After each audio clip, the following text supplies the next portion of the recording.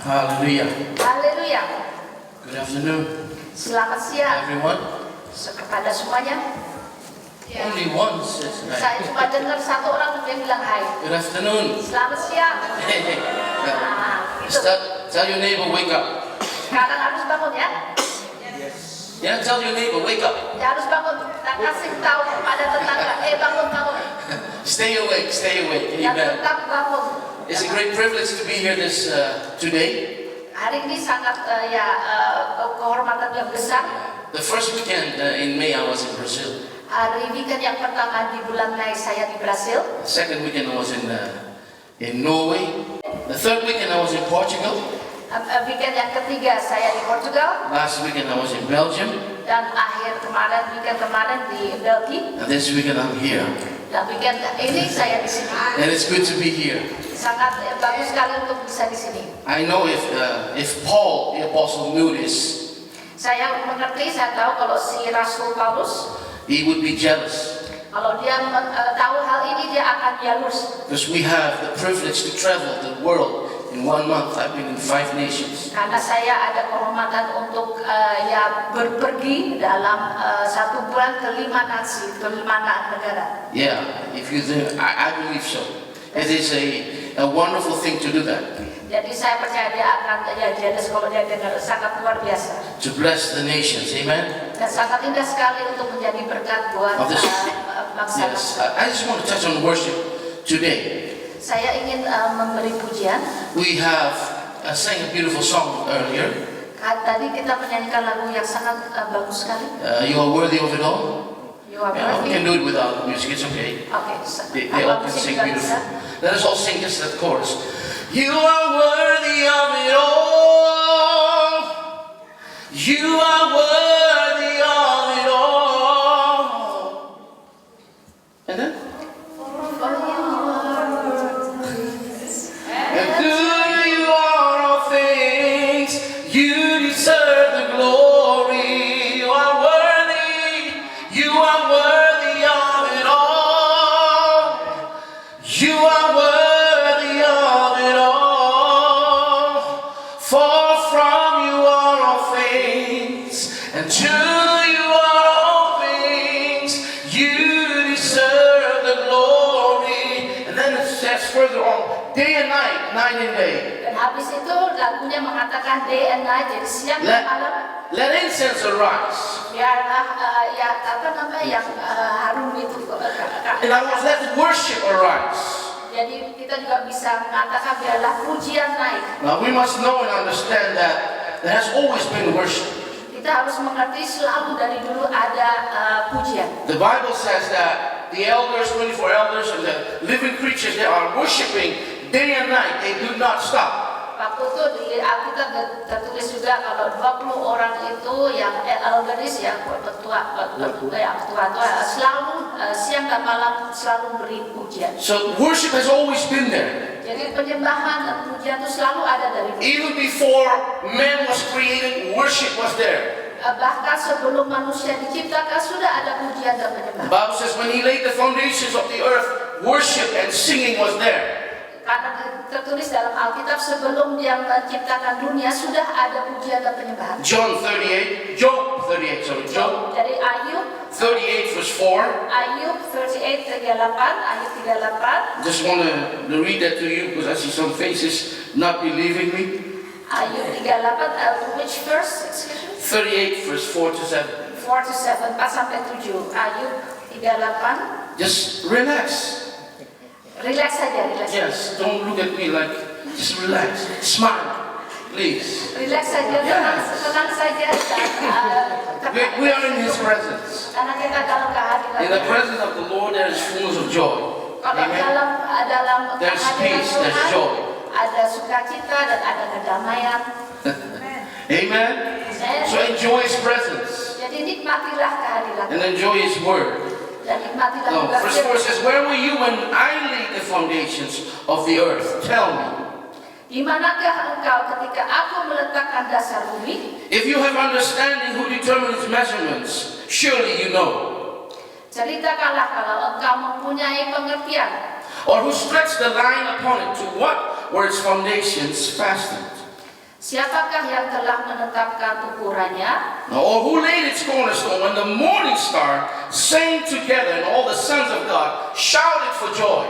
Bukanlah engkau mengetahuinya, atau siapakah yang telah merentangkan tali pengukur? No, before anything was created, there was singing, there was shouting for joy. Jadi sebelum semuanya diciptakan, dahulunya sudah ada puji-pujian dan penyembahan. Now, worship has always been in the presence of God. Dan penyembahan itu selalu dalam kehadiran Tuhan. When Jesus was born, they worshipped, they brought gifts. Waktu Tuhan Yesus lahir, mereka menyembah Dia dan membawa. Yes, they brought gifts to the newborn king. Dan mereka membawakan hadiah-hadiah buat sang Yes, raja. gold, silver, Jadi frankincense. emas dan yang lain-lainnya. So they brought it to the king that was born.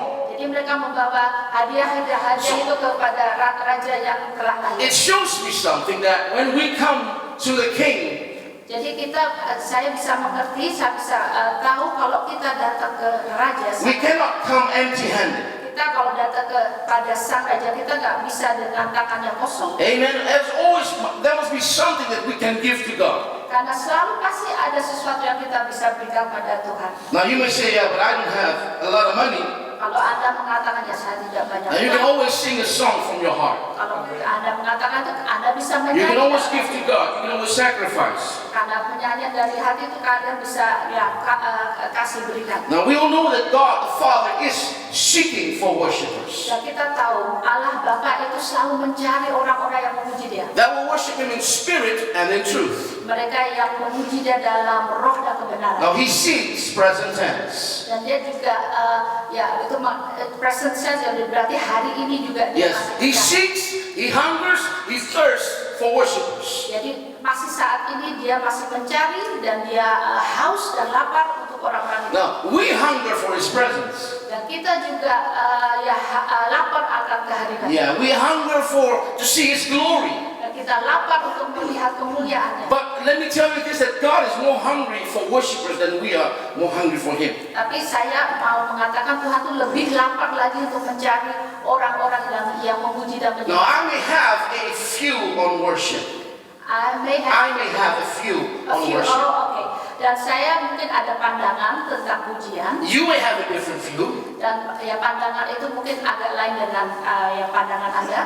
Now, what I find important is not my view, Tapi yang penting itu bukan apa yang saya pandangin atau apa pandangan saya not your view of worship, atau apa yang pandangan Anda. but what does Jesus say about worship? Tetapi yang lebih penting itu apa yang Tuhan Yesus katakan tentang What does the Word of God say concerning worship? dan apa firman Tuhan mengatakan tentang pujian itu. Because the Bible Karena Alkitab is the highest authority. It is the standard that we must keep holding on. Karena Alkitab itu standar otoritas yang paling tinggi yang harus kita pegang. Amen? Amin. Worship. Jadi pujian. Now, in John 4:24 it says that the Father seeks for worshipers that would worship Him in spirit and in truth. Jadi di dalam Yohanes itu tertulis kalau Tuhan itu mencari orang-orang yang memuji dan menyembahnya dalam roh dan kebenaran. Now, in this chapter of the book of John, Dalam buku Yohanes ini, we all know this story very well about this woman at the well. kita sangat sudah paham dan mengerti tentang cerita wanita yang di sumber air itu. And I believe that there are so much spiritual treasures that we all can learn from. Dan saya mengerti, saya tahu kalau dalam cerita ini banyak arti-arti spiritual yang kita Yes, bisa. this Samaritan woman, she told Jesus her perspective on worship. Jadi wanita ini menceritakan kepada Tuhan Yesus tentang pandangan dia tentang penyembahan dan pujian. How she grew up seeing her father and forefathers worship. Karena dia telah melihat waktu dia dibesarkan tentang ayah-ayahnya, 4 ayah yang cara mereka menyembah dan memuji. Yes, but little did she know that it was already outdated. Tapi dia tidak mengerti, dia tidak tahu kalau itu sudah kuno sebetulnya caranya mereka menyembah memuji itu sudah kuno. It has become a ritual. It was rooted in tradition. Karena itu sudah menjadi tradisi, sudah terakar dalam tradisi. Now we can see Jesus here in the book of John chapter 4. Jadi kita bisa melihat ini dalam Injil Yohanes 4. And we see Jesus here operating as a prophet, as an evangelist, as a pastor, as a teacher. Dan kita di sini bisa membaca bahwa Tuhan Yesus itu waktu itu sebagai guru, sebagai khotbah, dan sebagai As a penginjil. prophet. Dan dia juga adalah nabi. In chapter 4 verse 4 it says, and Jesus, he needed to go through Samaria. Dan di Yohanes 4 ayat 4, ia itu adalah Yesus harus melintasi daerah Samaria. There was an urge within the heart of the Spirit of Jesus. Jadi di dalam hatinya Tuhan Yesus waktu itu ada dorongan yang sangat kuat. He needed to go through Samaria. Jadi ada dorongan yang kuat sekali dalam hatinya untuk pergi ke Samaria. Now, how many of you are glad that God knows everything? Dan berapa dari kita senang kalau Tuhan itu mengerti apa yang kita perlu. God knows everything. Karena Tuhan itu tahu segalanya. He knows your need. He knows what you're going through. Dia mengerti apa yang Anda butuh, apa Anda alami. He knows things that would happen before it happens. Dan dia sudah tahu hal-hal yang akan terjadi yang belum terjadi. He is the beginning and he is the end. Dan dia adalah benar-benar yang awal dan yang akhir. And he knows the end from the beginning. God knows everything. He's in control. Dan dia tahu segalanya. Dia juga tahu akan nanti bakalan bagaimana akhirnya. Now, we may not understand certain things, but that's something else. Dan mungkin kita banyak hal-hal tidak mengerti, tapi itu hal yang lain. But God is in control. Tapi Tuhan itu semuanya dalam kendalinya. Amen? Amin. You believe that with me? Anda percaya dengan saya? Say it with me. God is in control. Jadi katakan dengan saya Tuhan mengendalikan semuanya. Come on, say like you believe it. God is in control. God Yes. is in control. In my life, He's in control. Jadi hidup saya dikendali oleh Dia. In this church, God is in control. Amin. Dalam gereja ini Tuhan. Amen. In this city, God is in control. Di dalam kota ini Tuhan yang. And we as Christians, we need to declare it. Dan kita orang-orang Kristen harus mengucapkan itu. And declare it by faith. God is in control. Dan kita mengucapkannya dalam iman kalau Tuhan mengendali segalanya. So Jesus needed to go through Samaria. Jadi Tuhan Yesus itu ada sangat dorongan kuat harus ke Samaria. Now, first of all, it was not a common route that Jesus went. Hal yang pertama itu sebetulnya rute yang tidak normal kalau dia ke Samaria. To travel from Judea to Galilee. Karena kalau mau pergi dari Galilea, From Judea dari Judea to Galilee. ke Galilea, And Samaria is in the midst. dan Samaria itu di tengah. You would go around Samaria to go to Galilee. Jadi kalau mau ke Galilea itu harus memuterin Samaria. Because it was dangerous as a Jew Untuk orang Yahudi waktu itu sangat berbahaya sekali. to step on Samaritan soil. Untuk melangkah dalam di kota Samaria. Yeah, because the danger was you could be killed. Yang sangat bahaya itu kamu kalau sebagai orang Yahudi bisa dibunuh kalau Simply because you are a Jew. karena engkau adalah orang Yahudi. Samaritans and Jews, they hated each other. Karena orang Samaria dan orang Yahudi itu sangat membenci. The other way around, they hated one another with passion. Jadi mereka tuh dengan pasti sangat membenci satu dengan lain. So Jesus risked his life by going through Samaria. Jadi Tuhan Yesus itu mengambil risiko dengan nyawanya untuk pergi ke Samaria. There was this animosity between these two Jadi itu ada violence ada kemusuhan. for many years. Ada kemusuhan untuk tahun-bertahun. Now, in this encounter that Jesus had with the Samaritan woman, Jadi waktu Tuhan Yesus bertemu dengan seorang wanita itu, he teaches us the real meaning of worship. dia mengajar kepada wanita ini arti sungguh-sungguhnya dari penyembahan. Now, understand that this woman was a Samaritan woman. Jadi kita mengerti ini orang wanita dari Samaria. Now, in the Jewish culture, Di dalam kultur orang Yahudi, in those days, men did not speak to a woman in public. dulu orang-orang lelaki itu tidak berbicara dengan wanita secara kalau publik, And let alone to a Samaritan woman. apalagi berbincang-bincang dengan orang Samaria. Now, I want to build the foundation first Dan saya ingin membangun fondasi to terdahulu. go concerning worship. Pertama tentang penyembahan. Now, let us go back and let us read about the captivity of Jerusalem, and I will make it clear to you. Kalau kita kembali dulu kepada waktu orang-orang Yahudi tertangkap. Yeah, 2 Kings 24. Waktu hidup dalam budakan, 2 Kings 2 Raja-Raja 24. 2 Raja-Raja 24. Yes, verse 13. 30 or 13. 13? Yes, Ayat 13. And he carried out from there all the treasures of the house of the Lord and the treasures of the king's house.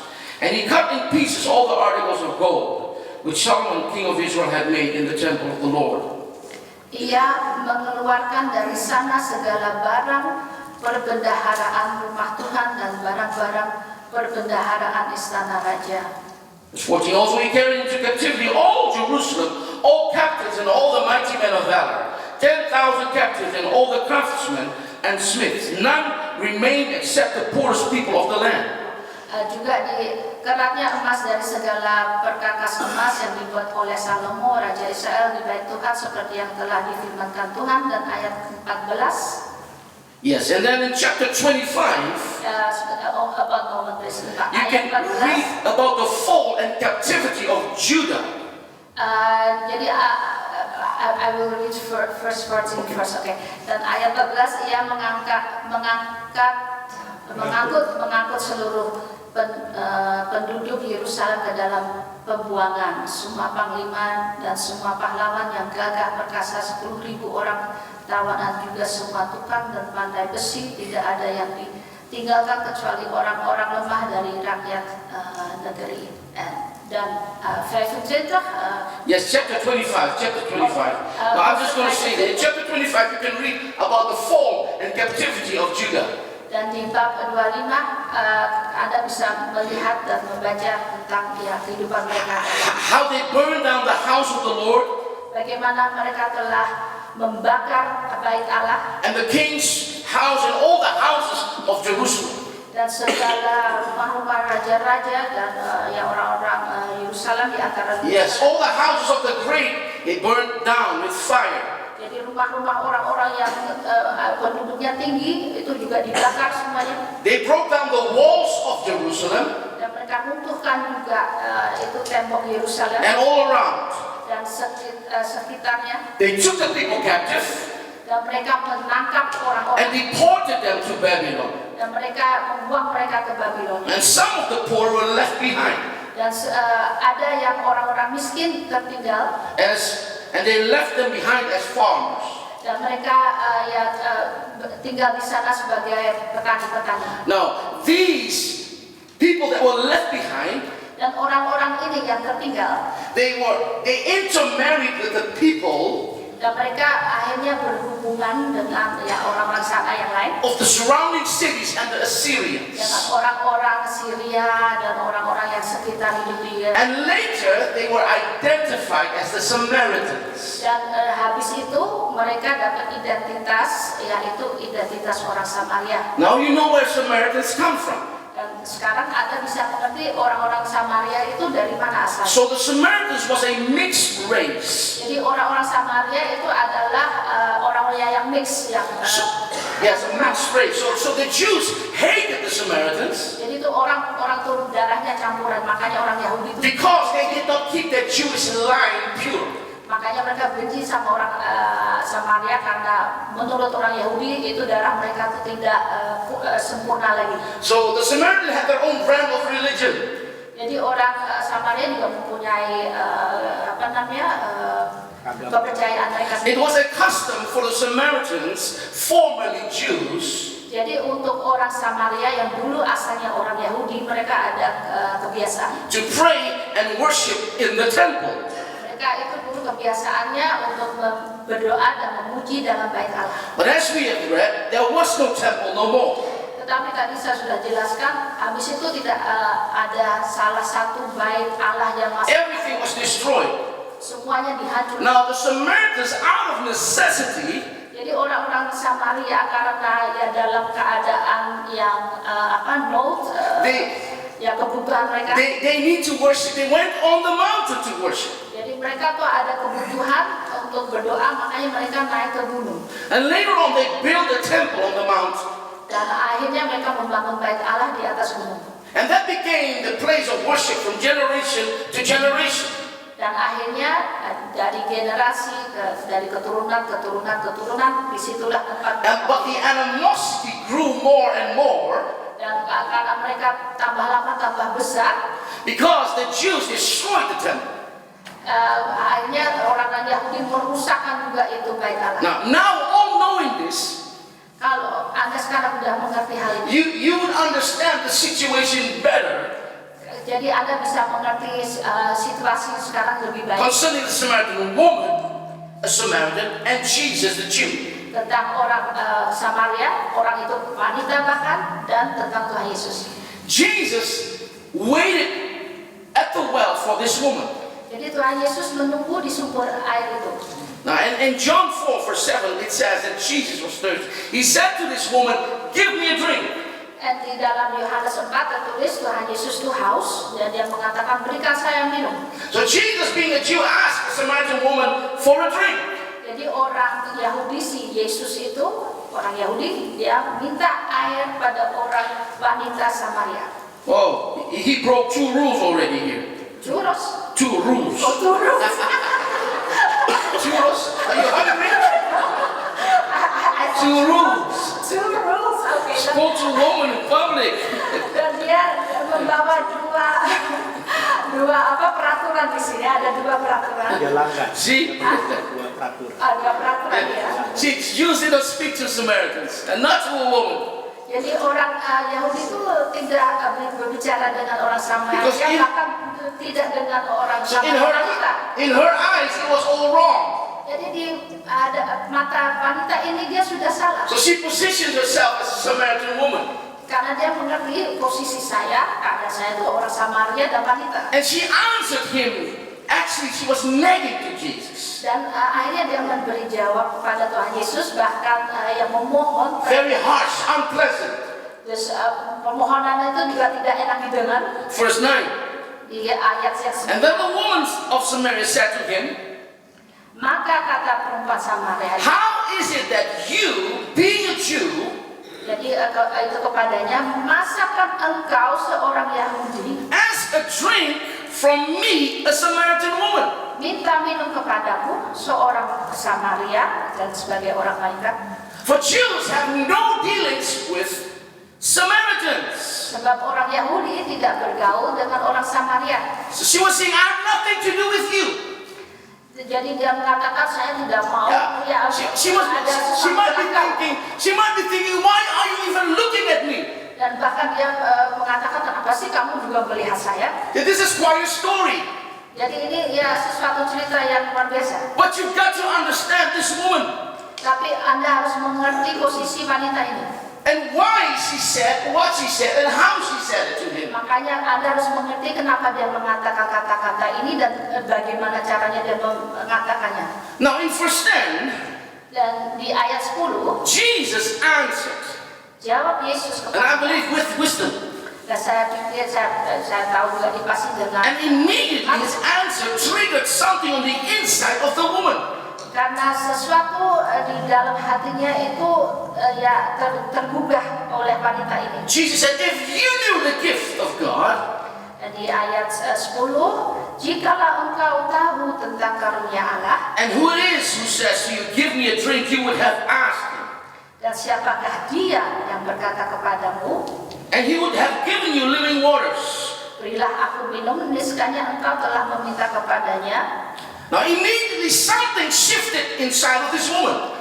Dan kemudian sesuatu berubah di dalam hatinya wanita ini. Now she changed her attitude and approach towards Jesus. Dan ya sikapnya langsung berubah terhadap Tuhan Yesus. I asked myself, well, why? Why did she change? All of a sudden she changed. Dan mungkin Anda berpikir, kenapa kok dia tiba-tiba bisa Was it berubah? because Jesus offered her something for free? Apakah karena dia ditawarkan sesuatu yang gratis kepada Tuhan Yesus? But somehow Jesus touched and moved her heart. Tetapi sesuatu yang Tuhan Yesus katakan telah menggugah dan yang merubah hatinya. Because he immediately said, "Sir, Karena dia langsung berkata, sir, but you do not have a bucket to draw water from the well. And the well is deep. Where were you planning to get this living water from?" Di ayat 11 itu kata perempuan itu kepadanya, Tuhan, engkau tidak punya timba dan sumur ini amat dalam. Dari manakah engkau memperoleh air hidup ini? You see the change? Anda bisa melihat perubahan. First it was you a Jew. Tadinya engkau ada orang Yahudi, Now it changed to a sir. dan habis itu dirubah oleh Tuhan. Now it said Jesus made us so hungry and thirsty for this living water. Jadi Tuhan Yesus itu membuat dia seakan-akan ya air hidup ini yang dia sangat butuhkan sekali. That she wanted it. Makanya dia tuh ingin And banget. it didn't stop there. Tetapi air itu tidak ada. Because now I believe the prophet came in action. Saya percaya kalau ini si nabi ini sekarang mengambil aksi. Yes, and the word of knowledge was released. Dan juga kata-kata hikmat telah ya dicurahkan. Jesus said to her, go and call your husband. Habis itu Tuhan Yesus berkata, pergilah dan pergilah ke suamimu. And come here. Dan bawa suamimu ke And the sini. woman answered, I have no husband. Dan wanita itu menjawab, saya tidak punya suami. And Jesus said to her, you have well said, I have no husband. Dan Tuhan Yesus menjawab, ya benar, engkau mengatakan engkau tidak punya. Again, she opened her heart more and more. Sekali lagi dia membuka hatinya lebih luas And lagi. her eyes was open. Dan mata dia juga telah terbuka. And then she said, sir, I perceive you are a prophet. Dan habis itu dia mengatakan, Tuhan, pasti engkau adalah seorang nabi. Now immediately she changed the subject Dan habis itu dia berubah topik from living waters dari topiknya tentang air hidup straight into worship. tentang penyembahan. In verse 20 it says, our fathers worship on the mountain. Di dalam ayat 24 Allah itu 24 tuh? Before verse 20. Oh 20, sorry 20. Ayat ke-20, nenek moyang kami menyembah di atas gunung ini. And you Jews say that in Jerusalem is the place where one ought to worship. Tetapi kamu katakan bahwa Yerusalemlah tempat orang menyembah. You see? Worship on this mountain. We have read that. We worship on the mountain. That was a tradition. Jadi kita sudah tahu tadi ya, dia sudah jelaskan dulu mereka menyembah Tuhan di atas gunung. That's how she was taught. Makanya dia itu diajar untuk melakukan hal So itu. worship to her was bound in tradition to this woman. Jadi buat wanita ini cara penyembahannya itu sebetulnya dari tradisi. Yes, it was a ritual. Jadi sebagai ritual. And now Jesus answered the woman.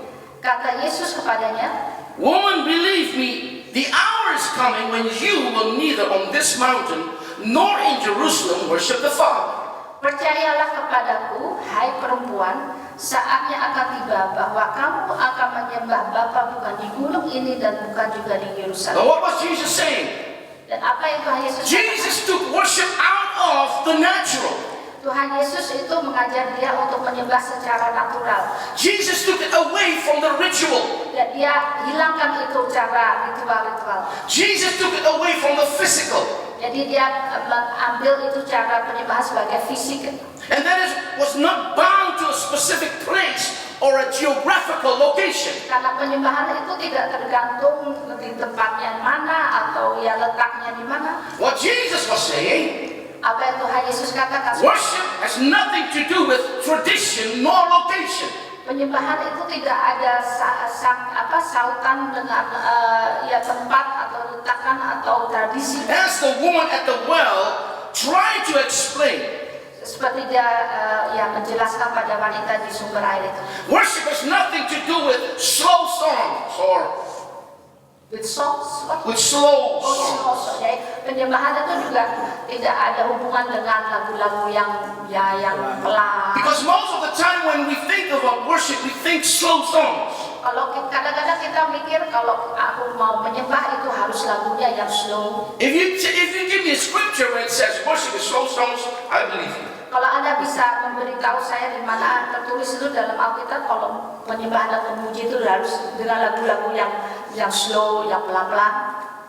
But Jesus said and answered the woman, Tetapi Tuhan Yesus berkata dan menjawab kepada wanita, no, it's not on the mountain, bukan di gunung, nor in Jerusalem, bukan di gunung, bahkan bukan di but Yerusalem. it is to be done in spirit and in truth. Kamu menyembah apa yang tidak kamu, tapi itu penyembahan dalam roh dan kebenaran. It is your spirit that communicates with God's spirit. Karena rohmu itulah yang berbicara dengan roh Allah. When you are in His presence, Kalau kamu dalam kehadirannya, there is an unstoppable flow. kalau engkau dalam kehadirannya itu ada flow ya yang tidak berhenti-henti. Yes, an unstoppable river of worship that flows from the innermost being. Jadi juga ada seperti air mengalir yang tidak ada hentinya. Nothing will be able to stop your worship. Dan tidak ada satupun atau orang pun yang bisa memberhentikan penyembahan. Because I believe true worship have no limitations. Karena saya mengerti penyembahan yang benar itu tidak ada limitnya. It doesn't have borders. Tidak ada grenzen ya batasnya. And the Father is seeking for such worshipers Dan Bapa mencari orang-orang penyembah-penyembah that will worship Him in spirit and in truth. penyembah-penyembah yang menyembah Dia dalam roh dan kebenaran. Worshippers that will not allow external circumstances Dan juga penyembah-penyembah yang tidak mengizinkan untuk dari luar hal-hal yang dari luar to stop their worship unto God. untuk memberhentikan kita untuk menyembah Tuhan. Because that's what the enemy always does. Karena itulah yang si jahat selalu. He will create circumstances. He will throw circumstances at us Karena musuh kita itu selalu ingin membuang hal-hal kepada kita so that we will focus on our circumstances. supaya kita tidak terfokus lagi pada penyembahan. And we will forget worshiping God. Dan kita lupa akhirnya untuk menyembah It Tuhan. has always been His tactic, His strategy. Jadi itu adalah strategi, adalah taktik dari si musuh. He did it with Abraham. Dia telah melakukan itu dengan Abraham. Well, God actually tested Abraham. Waktu Allah menguji si Abraham, Yes, God tested Abraham and said to Abraham, offer Isaac up to me. waktu Allah berkata pada Abraham, persembahkan anakmu Ishak kepadaku. Yes, actually it was the first time worship was mentioned in the Bible. Hal itu sebetulnya pertama kali tentang penyembahan tertulis dalam Alkitab. So God tested Abraham. Jadi waktu itu si Abraham diuji oleh Allah. In Genesis 22 verse 5, Di Kejadian it says, I will go yonder and worship. Kejadian 21 berapa vers 5. ayat 5. So Isaac was the promise that Abraham received from God the Father. It's okay, just. Isaac was the promise. Jadi Ishak itu adalah anak perjanjian. Now after a long time, a period of time, he patiently waited and waited and waited. Dan si Abraham itu sudah bertahun-tahun menunggu anak It perjanjian. took 25 years. 25 And then tahun. Isaac was born. Akhirnya si Ishak lahir. A gift from God, a promise from God. Jadi itu adalah hadiah dan dari Allah dan juga And janji. now God said, Abraham, give him back to me. Dan habis itu Allah berkata pada Abraham, persembahkan anakmu. Now many of us, when we will hear this, we will say, get behind me, Satan. Kalau kita mendengar saat ini hal-hal itu, kita bilang, Satan pergilah. This is not God, this is you, Satan, get behind me. Itu bukan Allah yang berbicara, tapi itu si iblis yang But berbicara. God was testing Abraham, Tapi Allah waktu itu menguji Abraham. whether he would love the giver more than the gift. Apakah si Abraham lebih mencintai yang memberi hadiah itu, atau hadiahnya dia lebih? He had to offer up his Isaac. It says whom he loved. Jadi dia tuh harus mengkorbankan Ishak yang dia sangat cintai. Now we all may have Isaacs in our lives. Dan kita mungkin juga ada Ishak dalam kehidupan Now kita. what is that Isaac you cannot put on the altar? Jadi Ishak apa yang kita tidak bisa letakkan di altar? Never forget God is a jealous God. Dan jangan lupa ya, kalau Tuhan itu juga Tuhan yang cemburu. If there is anything you love more than God, it has become an idol. Kalau engkau lebih mengasihi seorang yang engkau lebih kasih daripada Allah, itu adalah sudah tidak benar. Yes, it's become an idol. Ya, jadi idol, jadi apa namanya? Yeah, we are not idol worshippers. We are worshiper of God. Tapi itu kita bukan berhala ya, kita tidak orang-orang yang menyembah berhala, tapi kita menyembah Allah yang hidup. The God that is alive, the God that speaks. Kita menyembah Allah yang hidup, yang berbicara. We don't worship a God made of stone or wood. Kita tidak menyembah Allah yang berbuat dari dari batu atau dari kayu. But we worship the living God. Tapi kita menyembah Allah yang hidup. So God was asking Isaac from Abraham. Jadi Allah itu meminta Ishak dari Abraham. Now Abraham heard the voice of God. Dan si Abraham telah mendengar suara Allah. And Abraham saddled his donkeys the next morning, immediately. Dan kemudian hari kemudiannya dia berberes-beres dan mengambil keledainya. Abraham didn't fight that voice. Dan Abraham tidak bertengkar dengan He didn't fight God. Dia tidak bertengkar dengan Allah. Abraham didn't ask his wife, is it okay for me to do that? Dan Abraham juga tidak minta izin kepada istrinya, benar baik nggak aku lakukan? Abraham knew it was God. Karena Abraham tahu itu adalah Allah yang berbicara.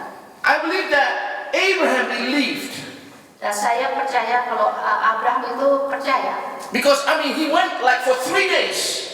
Karena dia juga pergi untuk 3 hari. Yeah, toward the place of sacrifice. Dia bekerja selama 3 hari untuk membuat itu korban altar. I always imagine. Dan saya selalu membayangkan. How would Abraham felt? Bagaimana rasanya Abraham saat knowing that he had to sacrifice his son. Dia sudah tahu saya harus mengorbankan anak saya. On the way. Dan on the way, di perjalanan. Thinking, I'm going to kill it. Di perjalanan dia pasti memikirkan. Somehow he knew bagaimana that God is faithful and is powerful enough. Tapi dia juga percaya kok Tuhan itu Allah yang penuh dengan kuasa. When I would have killed Isaac, penuh kuasa dan juga ya setia kalau saya membunuh that Ishak. God is well able to resurrect him from the dead. Kalau saya membunuh anak saya, Tuhan juga berkuasa untuk membangunkan anak saya kembali. God promised Abraham. Karena Allah sudah berjanji kepada Abraham. You'll be a father of many nations. Engkau akan menjadi bapa banyak bangsa. He must have thought by himself. Dan dia pasti memikir Isaac cannot die. Ishak tidak bisa, tidak mungkin Because dia my mati. offspring. Karena dia adalah keturunan There saya. has to be a generation. Harus ada generasi keturunan lagi. He must have thought by himself, no, God's not a man that he should lie. Dan dia juga percaya Tuhan Allah itu tidak berbohong, tidak berbohong. What he said, he will do. Karena apa yang dia telah berfirman, dia akan lakukan. And people of God, God is still the same.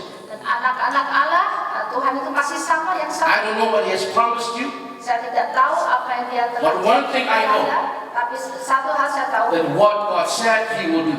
apa yang Allah telah ucapkan dia akan melakukan. And that God watches over his word to perform his word. Dan dia juga yang memperhatikan apa yang dia lakukan atas firman-Nya. But do not be fooled, God will test you too. Tetapi jangan salah, dia juga akan menguji Anda. We all will go through these testing times. Kita semuanya pernah menjalani masa ujian ini. Just to keep us sharp. Supaya kita tetap tajam. Do we really love God? Untuk tetap tajam dan tahu apakah The way benar-benar we should mengasihi. love God. Benarkah saya mengasihi Tuhan seperti saya harus mengasihi Dia? Is he still sitting on the throne of our heart? Dan apakah Dia masih duduk di atas tahta di dalam hati saya? Or is it another God? Apakah itu Allah yang lain? Or is it something else that you love more than God? Apakah ada sesuatu yang engkau lebih mencintai daripada Allah? See, this word I preach to you, I preach for myself too.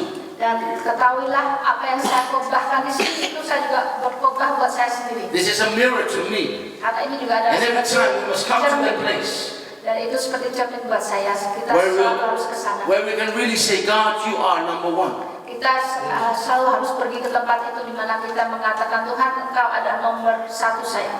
In verse 14 of the book of Genesis, it says, then on the third day, Abraham lifted his eyes and saw the place afar off. Genesis 14? No, verse 4. Oh, Was it 22? 22? Yes. Is it? 22, verse 4. Was it on the third day?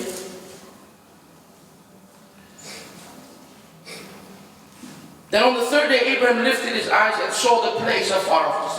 Ketika pada hari ketiga Abraham melayangkan pandangannya, kelihatanlah kepadanya tempat itu dari jauh. So it was the place of sacrifice. It was a place of worship that he saw from afar. Jadi dari jauh dia sudah melihat tempat di mana dia harus korbankan And anaknya. Abraham said to this young man, "Stay here with the donkey and the lad, and I will go yonder and worship, and we will come back at you."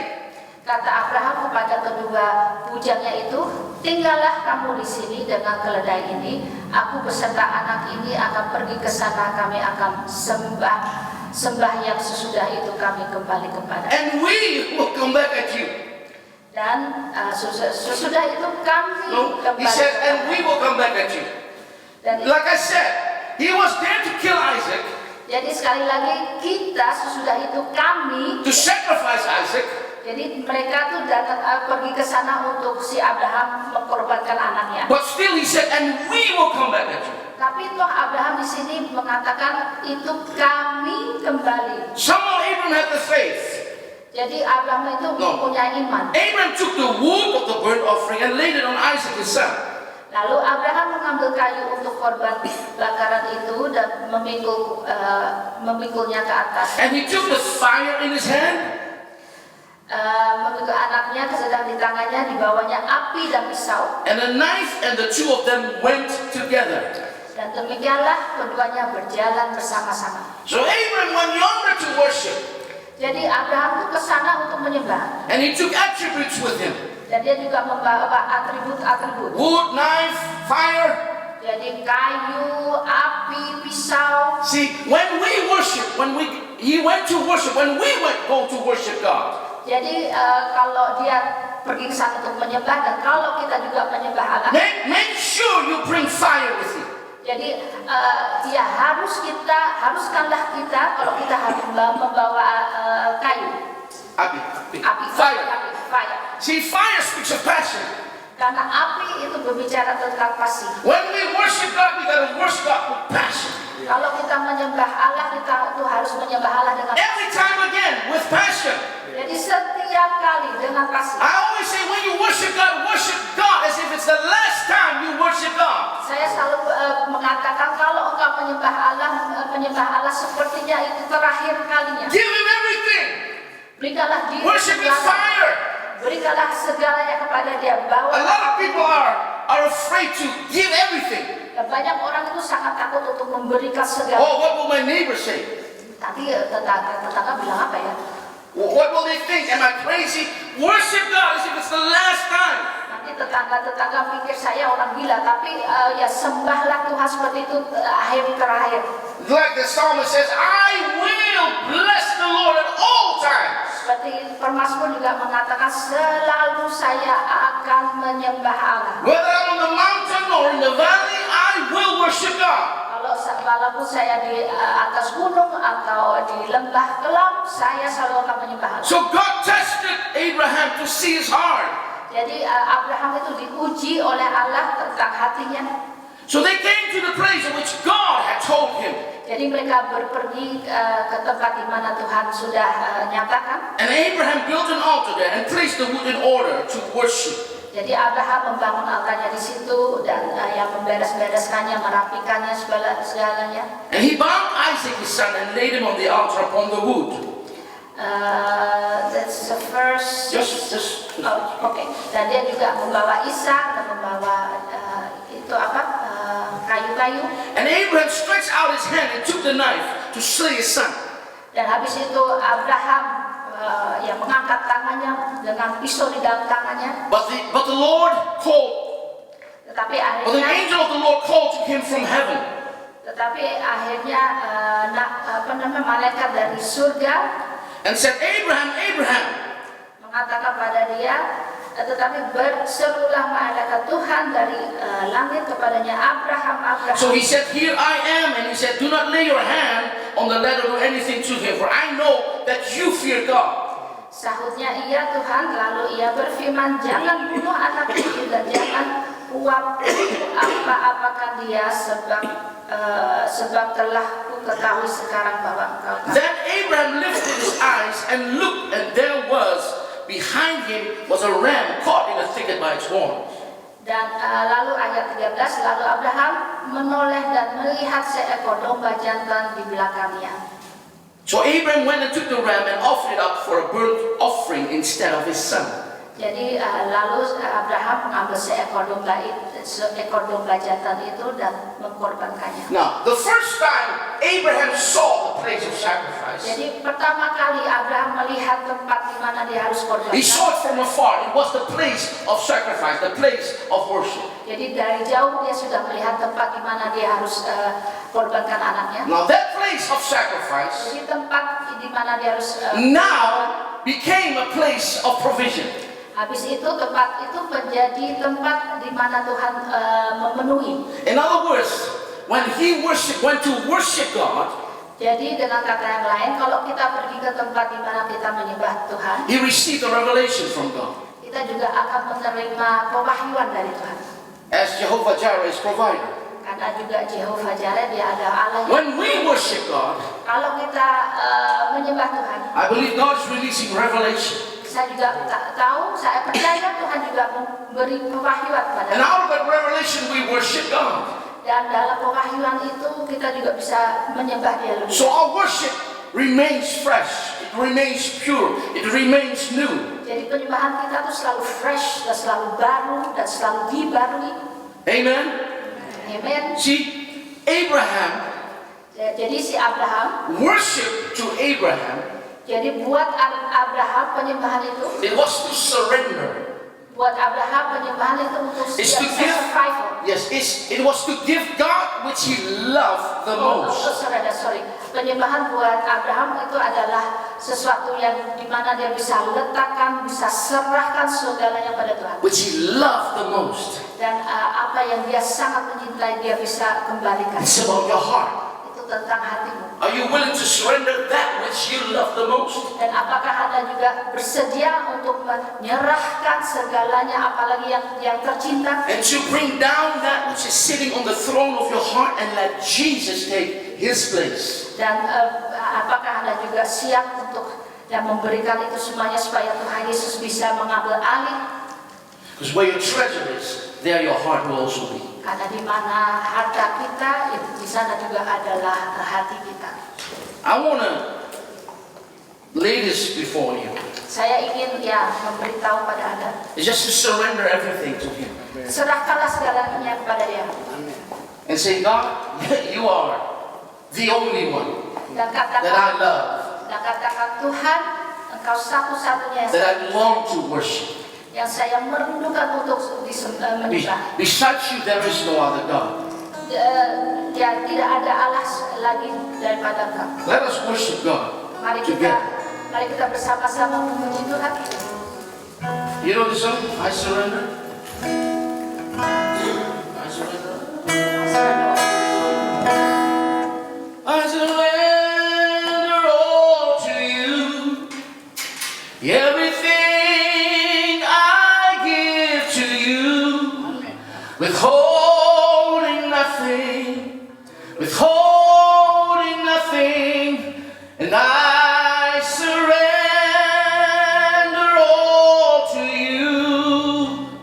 Everything I give to you, withholding nothing, withholding nothing, I surrender and I surrender all to you. Everything I give to you, withholding nothing, withholding nothing. The song says, I surrender all to you. Jadi lagu ini mengatakan saya berikan segalanya kepadamu. Everything I give to you, withholding nothing. Jadi semuanya saya serahkan, berikan padamu tanpa satu. Withholding nothing. Jadi tanpa saya memegang sesuatu. I will not hold anything back from God. Jadi saya tidak akan menahan sesuatu buat memberi Tuhan. If this is your desire, Kalau ini adalah kerinduan dari Anda, even today, this very moment, to give, to surrender everything. Jadi juga saat ini, momen ini, kalau Anda merindukan untuk menyerahkan segalanya kepada Tuhan, I just want to ask you to stand. saya mohon Anda dan berdiri. Just to lift up your hands and just close your eyes. Saya mohon berdirilah dan angkat tangan Anda And just talk to the Father yourself. dan bicaralah dengan Bapa. And say, here I am, Lord. Dan berbicaralah kepada Bapa. This is my heart. Inilah This is saya, my Bapa. life. I surrender. Ini hati saya, ini kehidupan saya serahkannya segalanya. Yes. Hallelujah.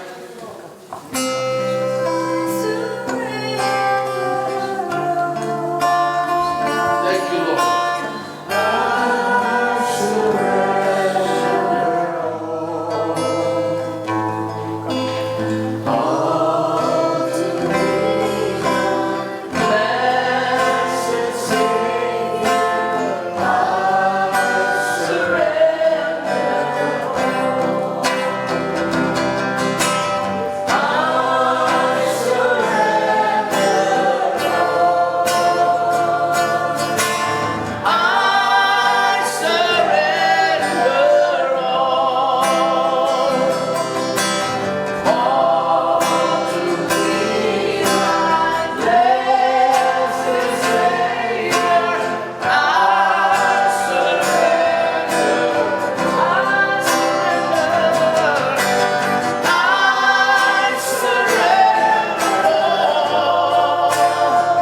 Jesus.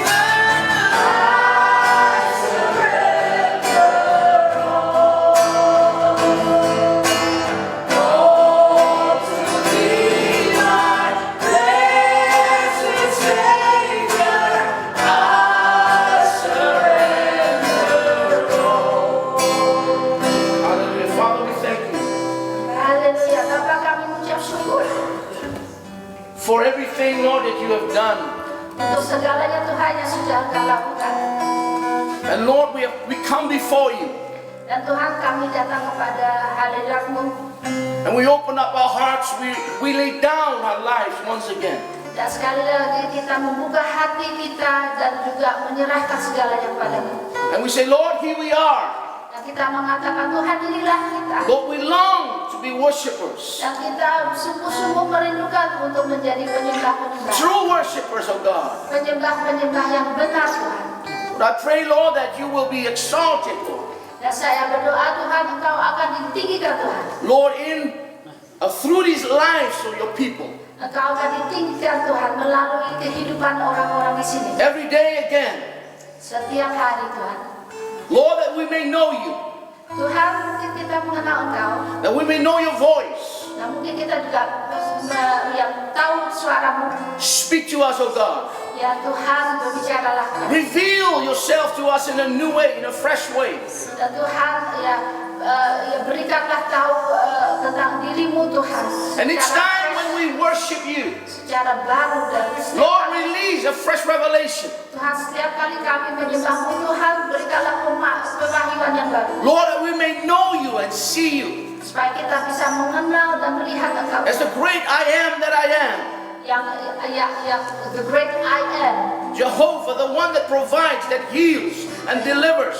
Dan Yehova, Allah yang mencukupi, yang memberi keselamatan.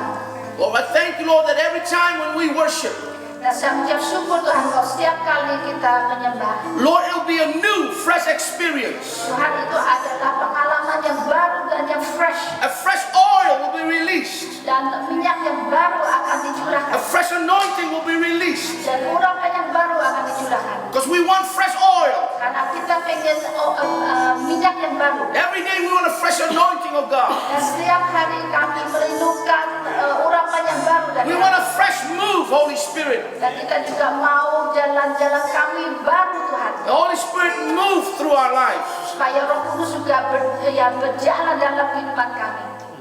Through each and every person in this place. Melalui setiap orang yang hadir di sana. Lord, I pray, Lord, for a new experience. Tuhan, saya berdoa untuk pengalaman yang To baru. each person, Lord. Pengalaman yang baru buat setiap dari mereka. That we may truly know you. Supaya kita sungguh-sungguh mengenal Engkau. Thank you, Lord. Terima kasih Tuhan. Thank you, Father. Terima kasih Bapak for a new time, also for this house. untuk saat yang baru dan For juga this ruang church. untuk rumah ini, untuk Lord, gereja that this ini. church, Lord, will never be the same. Tuhan biarlah ya gereja ini juga tidak selalu akan sama Tuhan. I pray, Lord, for a depth, Lord, even in worship. Dan Tuhan saya juga berdoa Tuhan untuk kedalaman Tuhan juga dalam dari But deep will call unto deep. kedalaman dalam penyembahan Tuhan. Lord, I thank you, Lord, for a greater dimension, for a higher level and dimension also in the worship. Tuhan terima kasih Tuhan untuk dimensi yang baru dan yang tinggi Tuhan dalam penyembahan. I thank you, God, for supernatural manifestation in this place. Dan terima kasih Tuhan untuk manifestasi yang supernatural. Have your way, Holy Spirit. Bekerjalah Roh Kudus. Have your way in this church. Bekerjalah Roh Kudus dalam Have gereja your ini. way in our lives. Dan bekerjalah dalam kehidupan setiap orang. Have your way, Lord, in these families. Dan bekerjalah Tuhan dalam rumah tangga mereka. Have your way, Jesus. Dan bekerjalah That your name will be exalted. biarlah namamu ditinggikan Your name will be glorified. dan namamu dipermuliakan. Your name and your name alone. Namamu saja Tuhan, namamu saja. We bless you, Lord. Kami memberkatimu Tuhan. And we thank you, Lord, for everything. Dan kami mengucap syukur untuk In segalanya. Jesus' name. Dalam nama Tuhan Yesus. Amen. Amin.